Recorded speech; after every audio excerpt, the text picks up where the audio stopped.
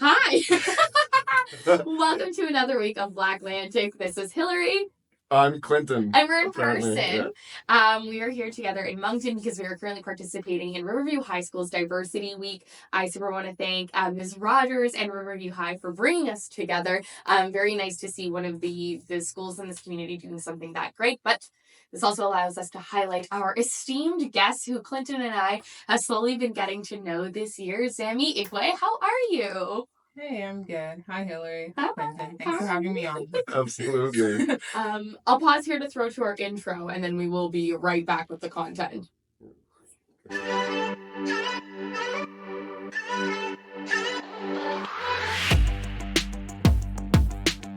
BlackLantic Media acknowledges that it carries out its work on the traditional unceded territory of the Wolastoqey, Mi'kmaq, and Pescataway peoples. I would also like to acknowledge that I am seated on the traditional territory of many nations, including the Mississaugas of the Credit, the Anishinaabe, the Chippewa, the Haudenosaunee, and the Wendat peoples, and is now home to many diverse First Nations, Inuit, and Métis people. We're back. We always play our intro because as a land acknowledgement, it's important to us, but it's always awkward when we're just sitting here and pretending something's happening. That's not happening. How are you? You're good? Yeah, okay. Okay, good. So, Zammie, we met because I believe you had reached out to me either on LinkedIn or Instagram, and I was all over the place at the time, and I was having a lot of trouble getting back to you, but I did get back to you, and we had a couple of conversations back and forth. You told me a little bit about your interesting story, and then we met up at the NB Black Summit, the second annual edition, at which point you told me that you'd been talking to Hillary as well, so I brought it up to Hillary, and you had mentioned that you'd been talking to Zammie, and all kinds of cool things happened. And now we've both met you, and we think you're a fantastic person. Yes. And so we thought we would be great to have you on as a guest. Of course, yeah. My perspective of that was just that I thought you heard me speak at my high school, which you go to. Oh, yes. You did not hear me Oh, speak, you but did you not. were That's just what I a thought. fan of the show. Yes. And then you got an award from Children's First Canada for their Future Is Now Awards, which we'll get into your award, but you told me about it without divulging that you were being a recipient, but wanted me to be a part of it.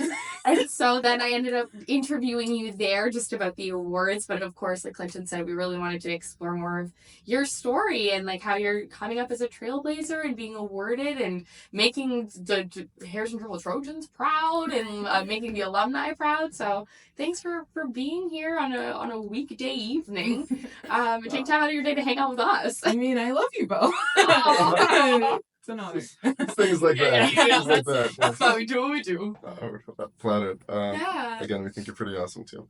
But let's get into just kind of sort of the questions we ask everyone who is on our show, living in Atlantic Canada, presenting as Black or of African descent.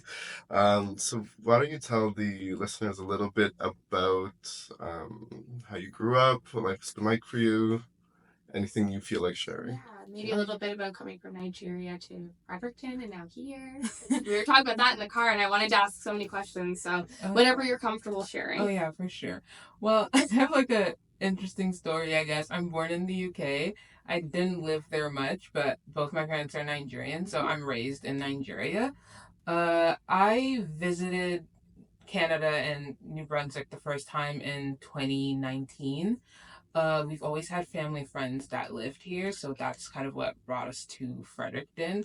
And then my mom wanted to study here, and really, especially at St. Andrews, because she's into tourism and hospitality.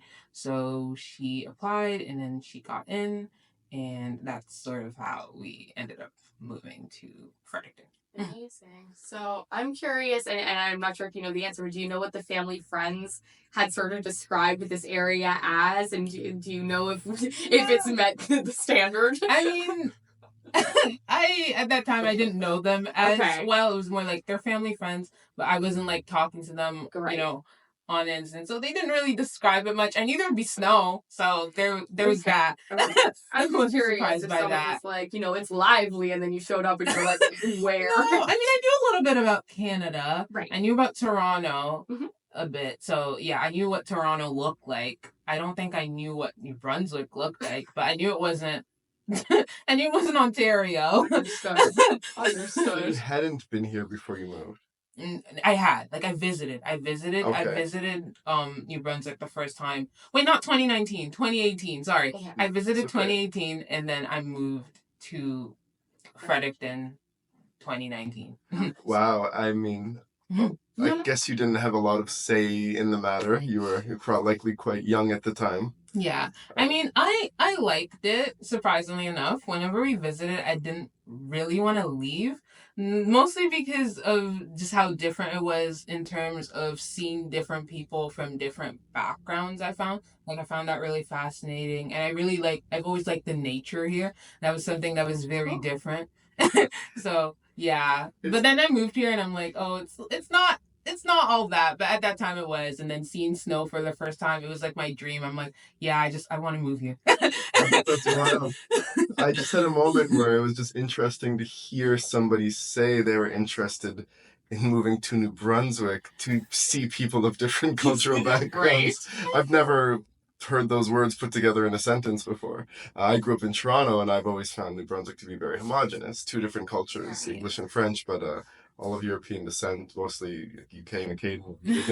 So just But to say, certainly like, different than Nigerian. exactly, So, yeah. exactly. It's Yeah. like when I told you when my sister and I spent a couple of weeks in Jamaica, Yes. and we were walking around that village, Yeah. and we asked this little boy why everyone kept staring at us everywhere we went, and the little boy was like, "Oh, don't worry about them. They just never seen white people before." To him, so not to me, yeah, to me and my sister. So perspective, right? Yeah, of course. But what was before we ask you what New Brunswick is like or get too much into it, what do you remember about living in Nigeria? What was that like for you growing up there? It's been a moment now. It's been what, Almost 5 years? Almost 5 years. exactly. Yeah. It was interesting. Very rooted in, the culture. I lived in Lagos, so that's sort of the biggest city in Nigeria. I guess you could call it like it's like the Toronto. Yeah. It's very vibrant, very lively, very just city like, a lot always going on in terms of the music and the arts culture. So that definitely influenced me a lot growing up. And there definitely is a lot of like hustle culture. Yeah. So people are always, hardworking, and you just can't grow up in Lagos, I feel like, without having that drive. So definitely has impacted me in a lot of ways. And both my parents are from the same tribe, Igbo. So that influences me a lot as well, because I learned my language, which is not commonly something that a lot of youth from Nigeria are always knowing, because of colonization. In the schools you do speak English. So I spoke English all the time in school, but my grandmother made it an effort that I had to speak Igbo at home. So with that, I've been able to always have that with me. And so even moving here in New Brunswick, I feel like that's a part of me that just stays the same. Is Igbo the sort of the culture, the group that's more predominant in the south of Nigeria? Are you sort of a majority population or a minority? Or? So there's three major tribes in Nigeria: Yoruba, Igbo, and Hausa. So those are like the three major tribes, but there's so many tribes. Hundreds, a huge yeah. like this war of languages. I don't even know all the tribes they are, but those are the three. But living in Lagos, Yoruba is more of an influence, but because Lagos is kind of like, it's a metropolitan city, there's a lot of like dynamic cultures and a lot of mixture between the tribes. So yeah. Fair. Wow.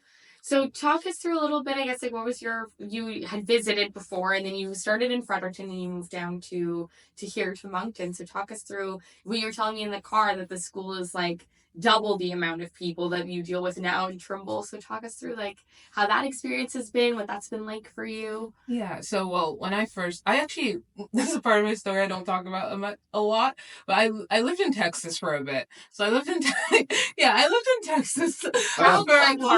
I lived in Texas for a bit. Texas was interesting. It was different. Very different. I lived there for about 5 months, and then from there I moved to Fredericton. Well, that's a process. So yeah, a lot of a switch, because I mean we've always traveled a lot because my mom was into hospitality and things like that, and used to be a flight attendant and things like that. But moving from Texas to Fredericton was definitely a big switch in terms of the school system and just how things operate. So when I moved here, I would have been in middle school. So middle school in Fredericton was definitely a lot different than I would say high school was in Fredericton, mainly because, I mean, with COVID, that really impacted things. And it was hard to connect to the student body, I felt, with that. And definitely were a lot less Black people at my middle school and just a less just connection with everyone. So that also just affected it. But I'd say high school got a lot better in the sense that there was a lot of people, maybe too many people at Fredericton High. For the people who go there, you know how many people they are.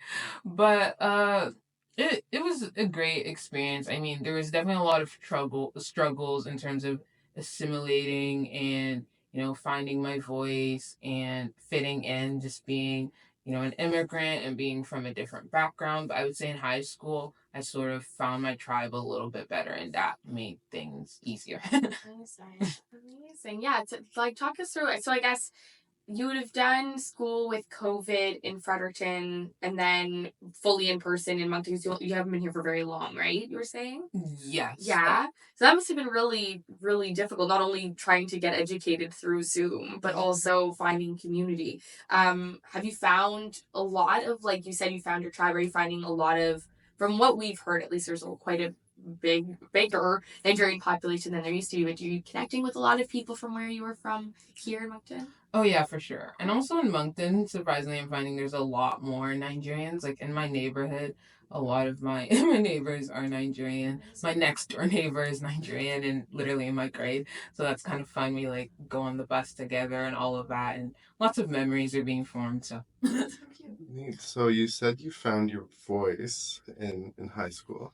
And what is your voice? well, I guess it's that self expression, like owning it, being able to be on things like this podcast and just contributing and sharing my thoughts on, you know, the pressing issues and just how I view the world and not being afraid of that, realizing that there's a space at the table for me to be able to speak and that my voice matters. So I would say I mean, I just said the word voice in it, but that I'd say that would be sort of me finding my voices, realizing that, hey, there's this thing I have with this world. There's my perspective. So finding my perspective and realizing that I can share that and I have a right to share it. And what methods did you utilize to, once you found your voice, use it to be able to get you to places like Toronto that we're going to talk about in a few minutes, and being on this podcast and everything else you're doing? I feel talking at the NB Black Summit as one of the student voices. That was one of the most powerful panels that there was. A lot of people were saying. So. I'd say I kind of stumbled upon my voice. I didn't really I don't think I was Googling how to find your voice. It just sort of happened. It was the pandemic. I had gone through a really tough time. I think both of you already know this, but shortly before the pandemic, I actually lost my mom to cancer. So that kind of prompted me to start writing. I had kept a journal throughout her whole diagnosis journey and things like that. So then I started really getting into poetry. So it was like I had this challenge where it's like every day I wrote, you know, a poem or something like that. And I think in 7th grade, I started to just create an account and I just started sort of sharing that and getting into just sharing it out there. So I'm just smiling so hard because I did a 50-page poetry thing when I was in university, and I'm just this is almost the same. I was I see myself in you. I did very similar things growing up. So I guess what I'm curious about your voice and finding your space is that obviously we've heard about the entrepreneur journey that you've taken and where you're aiming to go with this voice. So I'm curious when you talk about finding your seat at the table and obviously helping it through the difficult time that you had.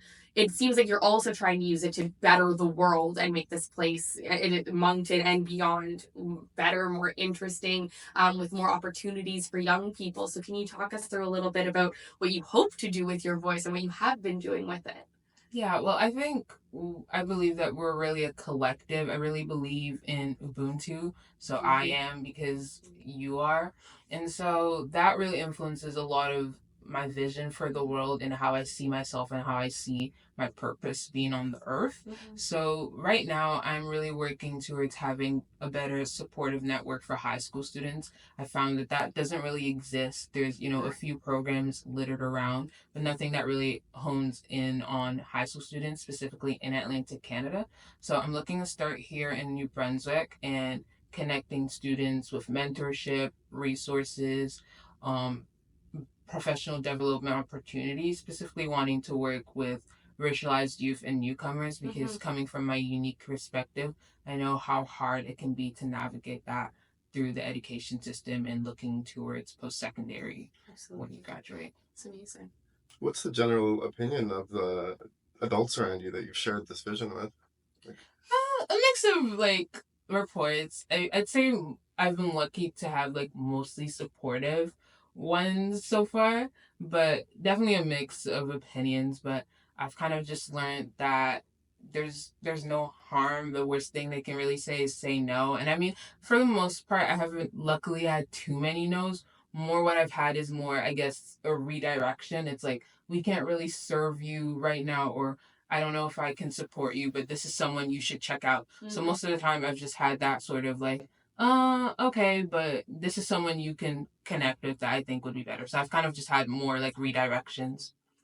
I mean, I personally think that what you're doing and that goal is something that's definitely needed. And when they were describing your work when you got the award in Toronto, which we're going to get to, I having, like I said, literally graduated from your high school 12 years ago and only speaking at their first Black History, assembly this year, I definitely think those supports are super needed because it's still very much a lot of the rhetoric is still we're only helping Black kids if they're troubled youth, and there's a lot of still stereotyping and misinformation, and again, and the other work that you're doing with STEM as well, I think all of these things were super lacking, and the fact that it's 12 years later and they're still lacking to me shows that what you're doing is definitely super needed.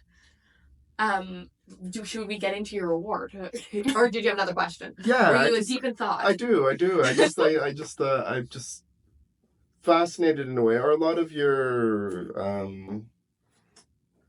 classmates on LinkedIn? You just carry yourself as as such a. Let me interject briefly just to say, when I talked at a Toronto school on Friday, 7 of them had taken some professional development course, and they all asked me to add me on LinkedIn, and I was like, I thought this was for the old people. Yeah. Aren't you supposed to be 50? They're like, no, we took a course to learn how to use it to excel professionally and get certificates, and they were so proud. So please tell me, what is up with the kids on LinkedIn? I don't know much about that. I think that's definitely probably more of a Toronto thing. There are some people in New Brunswick I can think of. I think it's fewer. I think maybe might be a little bit more of a Toronto thing. I mainly just hopped on it because, going through that entrepreneurial journey, it was like, oh, this is sort of a platform where I can find those people. And I figured out, wait, you can actually, post on here. And, so currently I'm trying to figure out, using, my voice in that different space and not only just, cold emailing or cold DMing people, which is kind of why I joined the platform at first. But then I realized, genuine connections is where it's at, and I feel like that's why I'm on LinkedIn. Do you have a business page for what you're trying to do as a high school network organization? Not yet. I'm still kind of in the process of founding that. So currently this Friday, I'm actually starting the coaching intensive, so social enterprise coaching intensive with UMB and Pondish Fund. Mind blown. Last question before we get into the Toronto stuff. Did you grow up around a lot of business and business people? Yes. Okay, amazing. Okay, yeah, so great. my dad's I guess what you call a serial entrepreneur. He's owned a lot of businesses. Mainly wasn't exactly looking to move to Canada at first until my mom kind of dragged him over and then her whole story. So yeah, I'd say definitely my dad had an influence, and he was always running different businesses. He had a farmer's market. He's had just a bunch of different things, and he worked in finance tech. So he also did a lot of business around that. Well, he did a great job of imparting that onto you. Did he consciously try to make you an entrepreneur, bring you up in the business, or are you just kind of watching Definitely dad do all not. these I things should from the also add top? my mom too was an entrepreneur. Thank you. Yeah, So okay, cool. she did stuff in terms of tourism and travel. Mhm. So she had her own business where she helped with booking flights and things like that because after she gave birth to me, she became a stay-at-home mom. Mhm. So she sort of just did, I guess, like sort of like working from home and doing her own thing and helping people with their flights and things like that. So Okay, amazing. Because I absolutely see the youth in you, but I also see whenever I talk to you, I feel like you're like someone with like 30 years in the game. Yeah. Like, you know Yeah. what I I mean? always say that. I But think it well, comes. I there's a spent. reason why Yeah. a bunch of strangers always say the same thing about someone. It's likely the truth. Yeah. What were you gonna say? I was gonna say I think it's just that part of it is that I'm an only child. So yes, I do spend a lot of time with people my age, but I've sort of been forced to just spend a lot of time with more adults. But I do think like I don't like to say like I know people say that a lot in a good way, but I would say I'm still a kid at heart. I'm still a Absolutely. kid. I still That's important to But- me. For and as I long wouldn't as say I'm yeah. still a kid. Yeah, Oh, me too, me I'm too. not too nerdy or too like I'm very like No, you're casual, cool, calm, and collected. Yeah. All right. Thank Before you. we get Awesome. into Toronto, Oh, actually, well, okay, no, just the one thing, although it does sort of tie in, because the award you received has to do with your work in STEM as well, and I just don't think we really touched on that, but I know you and I were talking about it before, so I just wanted to give you a chance to elaborate on the work that you're doing with, it's what, science, tech, engineering, and math? Tell us more about STEM and STEAM and the work that you're doing with that.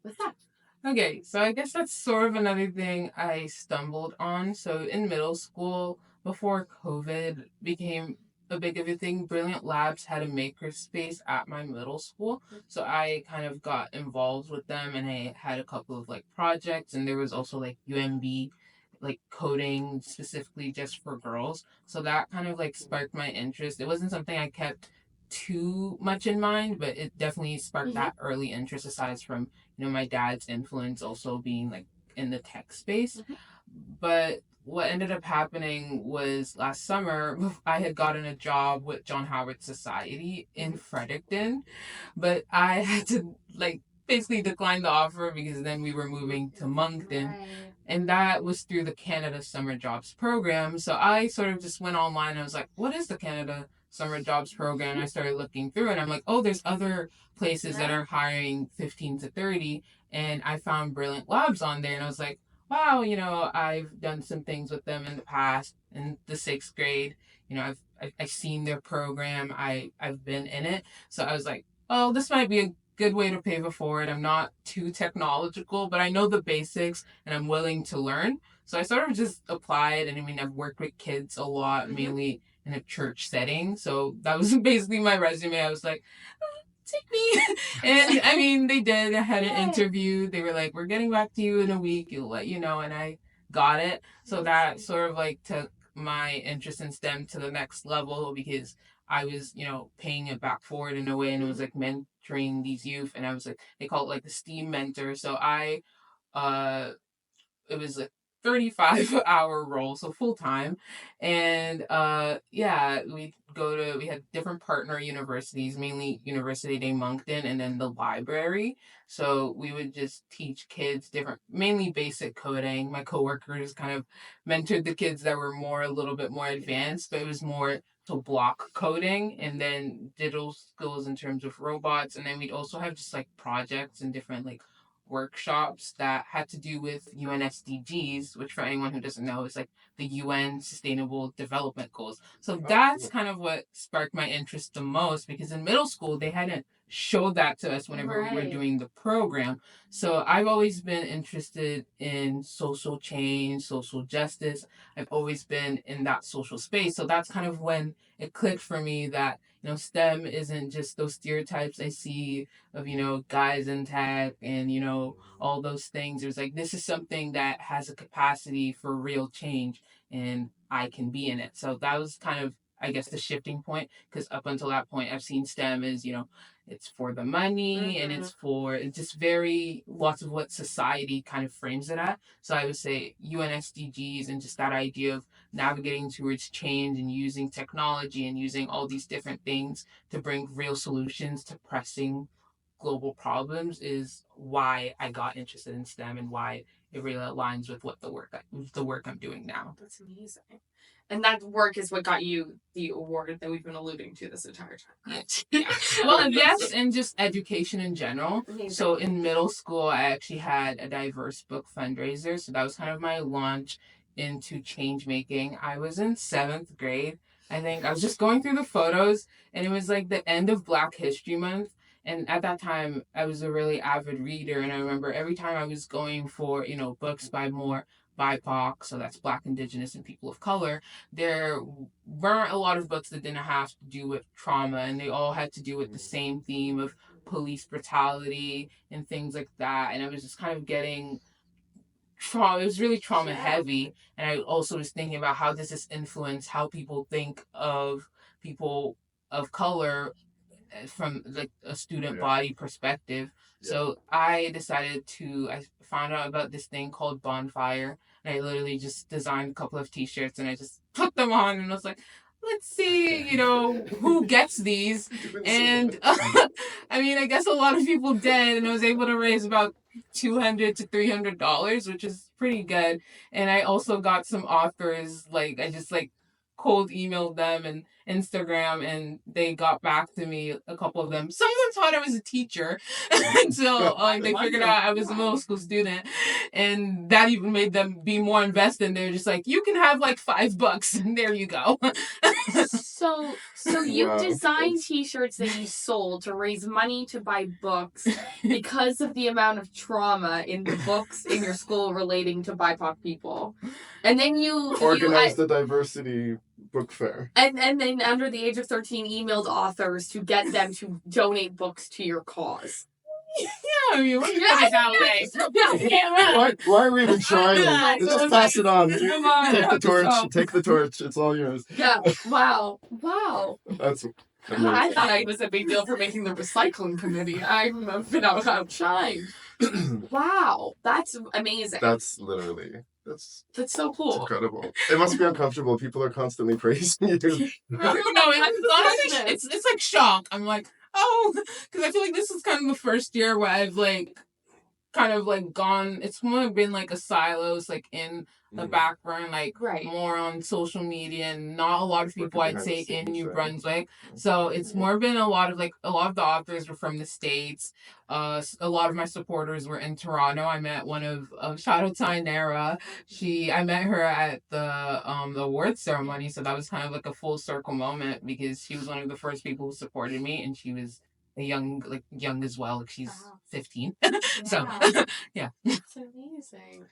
So let's talk about the awards. Toronto. Yeah, let's get into that. So Children First Canada, from what I understand as an organization, they have the Future Is Now Awards, where they pick 10 people under the age of 18 to receive awards for their trailblazing leadership and all of their work. And so you won. You won for a specific category, I think. Yes. Equitable education and opportunities. Amazing. And that relates to the book drive, the STEM, and all of those things. So, I mean, tell us how you felt about receiving the award and talk us through how you enjoyed your 48 hours, maybe even in Toronto. Because it was a whirlwind. Yeah, it was. So it's actually the inaugural award ceremony. So it's the first time that it's ever happened. Children First Canada has been a thing for a while, since 2015. So the category is, like I said, equitable education and opportunities. And being in Toronto was definitely a whirlwind. It was a great time. I went on the subway, one of my award winners, he lives in Toronto, and so he kind of just took us around town on the Monday. And we walked from the Western Harbor to Eden Center. I don't even know how we got there, but it was a fun time. That's not too bad. Yeah, for sure. But sure. But it was they were just we're just going outside. We're just gonna walk a little, and then I know we're in Eden Center, and we explored downtown. So that was pretty great. But then also just again, I guess the culture, and it really reminded me of Vegas. And I haven't had as much opportunity since I moved to Canada. I actually haven't left Canada, so only place I've really traveled to is Alberta because I have family there. So it was definitely really different because I haven't been to a big city in a while. So it was a great experience. I mean, I met a lot of amazing people, including Hillary. So yeah, I got to meet amazing people too. It was incredible being there, and I mean the awards were wonderful. Not to plug myself, but if you go to Hillary LeBlanc's YouTube, all of the interviews of all the winners were there, including Zammie. Speaking in your beautiful dress, live on the carpet in that moment, but everyone there was just such a mini prime ministers and leaders, like some of the people that you won with are like you were all going to go so far. Yeah, it was a great cohort. I just couldn't ask. Like it was like we all didn't want to leave each other. We were all just like I can imagine it looked like you guys were all forming like big friendships. We had. It was really sweet. Yeah. Yeah. It was How many students? So there's 10, including me. So 10 across Canada. There's 3 people from Ontario, 1 person from BC, 3 people from Alberta, 1 person from Nunavut, and then me from New Brunswick. So representing the East Coast. Ever talked to them before that date? Yes and no. We all had like a Google Drive together where we had to like drop our photos for like the video, and then there was like a couple of emails. I thought I was the only one doing this, but apparently I guess we all stalked each other. So we did that. So there was 1 person I had talked to before, mainly so that was Jaden. You interviewed him with the Young Politicians of Canada because I'm thinking of how we can bring that into New Brunswick because I realized he's not. New Brunswick is one of the only few provinces not in what he's doing. So he's the only one that I had talked to before the event. But I knew like their faces because we all had a huge Google Drive where we were putting photos that we wanted to use for our highlight videos. Absolutely. What was the organization called that he was a part of? The Young Politicians. So he founded this. So he founded the Young Politicians of Canada. Yeah. It's basically like a national, non-partisan. I'm trying to remember all the terms. There was a lot. Yeah. Jaden's good at this thing. But he's basically just working to bring youth voice into democracy and doing it with a lot of partner organizations like UNICEF. And just really amazing work. Show like policy ideas to Doug Ford and to people like he explained it all in the video. We'll put a little card up there. You can click to that. Straight up looked at him and I was like, "You're probably going to be prime minister." Yeah, we call him that. We're literally like PM Jaden Braves. That's what we all call him. We're like, it was a very he walked up to me, not to like break from you. No, it's all good. He walked up to me and was like, "I hear you're doing interviews. My name is Jaden." I was like, I was like, what is going on? He was a little businessman. Yeah. He was ready. He was like, I need my moment. I need my interview. He's like, let's do this, Hillary. I like your energy. And I was like, we call him PM Jaden. I understand why. I'm curious from the perspective of like Children's First Canada, I guess. So like, how did you get ingrained with them for them to then be giving the award? That is one of the things that in my interviews and learning about all of the amazing 10 of you, I didn't know what had happened, I guess, behind the scenes to get you to that moment. Right. So it really was just open call nominations. Okay. So anyone could nominate you. So I got nominated by a teacher at Trimble. Shout out James Pollock. So he nominated me for my award, and everyone was nominated by not only teachers, like community leaders, anyone who could speak to your work in the category that you were being nominated for. And then there were some guidelines, like you had to be doing work for, I think, 12 months in that category, and you had to live in Canada for at least a year. So there was just things like that, but that was it. It was just open call nominations. Yeah, because I'd seen on the website, they have like resources for parents, for youth and blogs, and they talk about Jaden's work and sort of like highlight that a little bit and some different things that are going on in the community. And I just didn't understand if they were sort of, almost like helping to raise up the cohort with information, and it was like almost like a program, and that was what you got at the end of the program, or what exactly the vibe was. So now, thank you. I understand now. But very cool. So, and I think maybe I asked you this. I forget if I did, but part of your part of your prize is a cash prize that you have to put back towards your mission. So what are you going to do, and how are you going to continue to do your work with that Children's First Canada money? Well, we haven't gotten it yet. I think it's kind of like a gradual thing because Cool. we are doing we're getting mentorship, like a year of mentorship to help with our cause. But definitely going through towards like the network and what I'm trying to do specifically in education here in New Brunswick. And then currently I'm also working in terms of the district, getting student voice on the district boards. So really just like reframing the education things that are going here. So I would say that's really where the money is going to. Anything that has to do with youth and, professional development and equity in resource sharing and availability for opportunities is where it's going. Wow. You do sleep. Yes, sleep's important. Do you have time to eat? Do you have all 3 meals? Yes. Because I only have like one, so don't eat. I'm out here with like a coffee and a headache, and that's breakfast. No. Now, I've heard you tell me that you plan to, after high school, go to school for engineering. Yeah, I think that's the plan. Still figuring it out. I'm like not quite too sure, but I chose that mainly because of what I said about, STEM for impact. I'm specifically wanting to go into software/robotics. I'm going to SHAD this summer, so I'm hoping that kind of gives me some... I have a friend who did that and absolutely loved that experience. Yeah, and I'm looking forward to it. It's part of what got me started this year.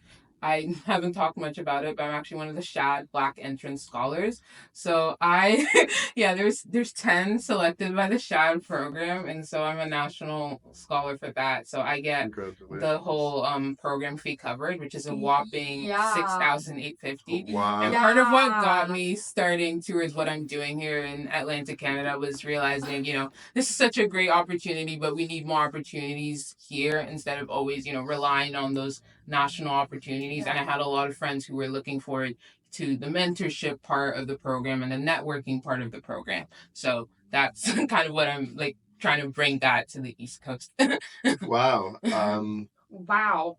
First, good luck to that. But part of why I was asking about engineering, and if you do choose to go into that, how do you see a future in engineering and robotics and software informing and integrating with sort of all the work you've been doing for years? I don't imagine you'll just leave that behind. Are these going to be separate lives? Or I'm sure you've already thought out how you're going to make all this work. Yeah, I mean, I think there's a lot more flexibility than people often think in careers. And I think engineering in terms of, it's about, design, it's about people, I find, because, to create innovative solutions, you kind of have to tap into the community. I'm looking at so many things that exist like Volta and Tribe, and in terms of startups, the tech startups, there's a lot going on there that's really addressing community issues. So I'd say that's sort of where I see myself going is, influencing the startup culture and the kind of businesses that we're having. So sort of a business collaboration thing there. But I think there's a lot of, pressing problems of our time. I see engineering as sort of a guideline for combining that in accordance to the UN SDGs and just solving problems that impact my community. So I say that's sort of how it ties in.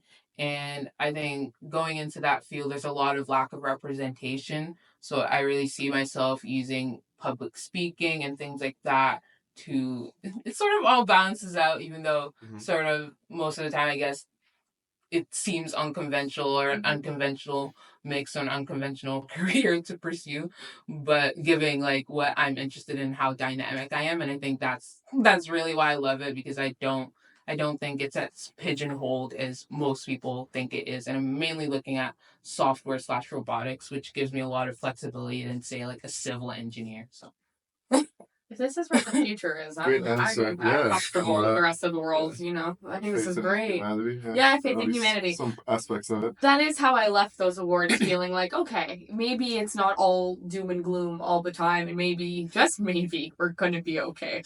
Even though most days I wake up and I'm like, oh, I don't know.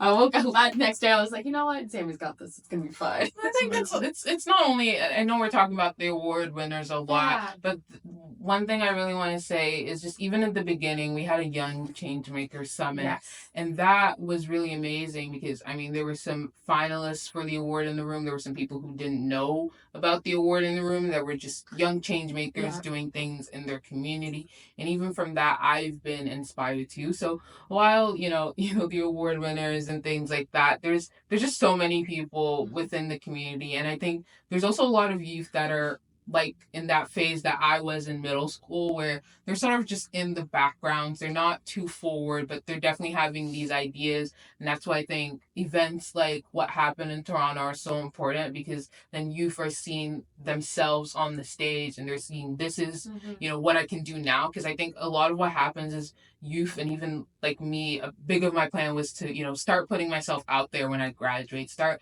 getting involved, start, doing all those things, because that's what you do after high school. You usually aren't supposed to start now. So I think that's sort of what's happening, is we're finally realizing that, hey, there's no better now time to explore than in the present. I'm glad you said that, yeah, because in anything like this where there are 10 people selected, obviously everyone who was even nominated is going to be an amazing young individual who is worthy of probably an award or accolade or recognition, but the way it works is they can only pick so many. So there's going to be like so many amazing young people out there. And do you have any other questions? I was going to ask, one thing we like to ask, I guess near the end, is there anything you feel that we haven't covered, anything maybe we haven't asked you that you were hoping to impart or share? Yeah, floor is this yours. episode today? Yeah. Well, I feel like people listening to my episode, it's like a mix of, how can we support youth better, but then also youth themselves wondering, how can I, get started? How can I accelerate my impact to the next level? So I feel like those are the two things I'd like to share. So in terms of supporting youth, I think it's easier than we make it seem, because all it starts with is just talking to those in your community, talking to those people in your immediate circle, finding out about their interests. And sometimes you just want to just have sort of like a bounce back to be like, this is what I'm considering in terms of careers. This is kind of some ideas I'm having. I know for me, I've had so many ideas for years, but I just kind of like kept them locked in because there wasn't really anyone to just have. And it felt like I had to have this prepared, like a pitch deck, and this is all of this. But I think you sometimes just literally just want to have someone to bounce back and be like, this is kind of our vision. These are some of the things I can, exactly. So that'd be it. And then in terms of youth looking to get started, I think it definitely is complicated, and everyone has, their different environments and their different journeys, being, first generation Canadian and being an immigrant, I kind of get that experience. But I would say that just leveraging social media, like don't, like that's kind of how I got started. I literally just started an Instagram page. I didn't have to pay for that, and I just kind of started, and people who needed to, I guess, find me found me. So I think that's something that needs to be looked into. But then also just not being again afraid to put yourself out there, because you never know what happens. And like, don't emailing too is really powerful. Like, a lot of the worst they can do is not respond, but it's like if they respond, it's like you have this new opportunity, you have this new connection. So I would say emailing and Instagram, those are literally the two secrets to like making it here. Like I didn't pay for any courses, I didn't do any of that. So Brilliant.